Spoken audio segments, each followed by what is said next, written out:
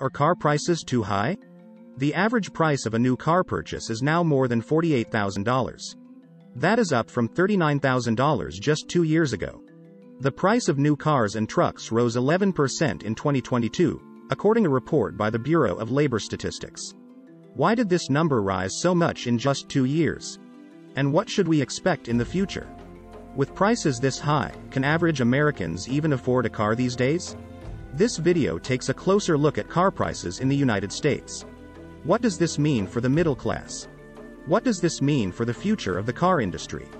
And what does this mean for the future of the United States? But before we get into all of that, please hit the like button and leave a comment below. We would love to hear from you. Please subscribe and hit the bell icon so that you are notified of upcoming videos. New vehicle prices hit an all-time record high in August. This follows strong demand despite rising interest rates. Average car sale transaction prices reached a record $46,259. That is a stunning 11.5% increase from this time last year. Car prices have skyrocketed in the last 2 years. The pandemic led to many imbalances. There are a number of reasons why the pandemic increased car prices. The automotive supply chain crisis is a perfect example of the snowball effect. COVID-19 has set off a chain reaction of factors. This included a global shortage of toilet paper, shortages of video game consoles, and shortages of the microchips used to make everything from robot vacuums to cars. During the pandemic, millions of people around the world are starting to work and study from home. And to make remote working or learning possible, the world suddenly needs more computers. To make matters worse, several microchip production facilities around the world have been hit by disasters, such as severe weather and fires. And the Russian-Ukrainian war continues to affect the global supply chain. Even now that the pandemic has subsided, an inventory shortage continues to shackle new vehicle sales. 980,400 new cars were sold in the United States in August. That is a 2.6% decrease from this time last year. The Federal Reserve started a series of steep interest rate hikes earlier this year because of high inflation.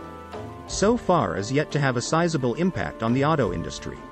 In the United States, people love a variety of different vehicles. This includes sport utility vehicles, luxury sedans, pickup trucks, and crossover vehicles. But cars are no longer cheap. One of the main factors is that cars are now more technologically sophisticated. But that is not the only reason. Car manufacturing costs rise as more vehicles get more sensors, infotainment and voice activation systems. All this drove up the price of the car, but that's not all. Surprisingly, the US economy car market is now dominated by Japanese automakers. This is why cheap cars have disappeared. In the United States, an economy car is a car that sells for less than $20,000 new. Historically, about 20% of new car sales in the United States were priced at less than $20,000 in today's dollars. However, sales of these new economy cars appear to be declining. Industry analysts believe these cheap cars will never return to the US market. The plan of automakers like Tesla is to be able to build electric cars for around $25,000 that could possibly be the new cheap cars. A decade ago, new cars under $20,000 accounted for about 20% of new car sales in the United States. Since then, however, the share of cheap new cars has fallen sharply. In 2018, the proportion of cheap new cars fell from 20% to 15%.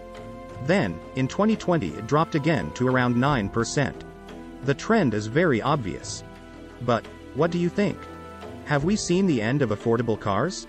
Will the shrinking wealth of the middle class make cars unaffordable? Or will electric cars become the new affordable cars? Please hit the like button and leave a comment below. We would love to hear from you. Please subscribe and hit the bell icon so that you are notified of upcoming videos. Please share this video on social media. Thank you for watching.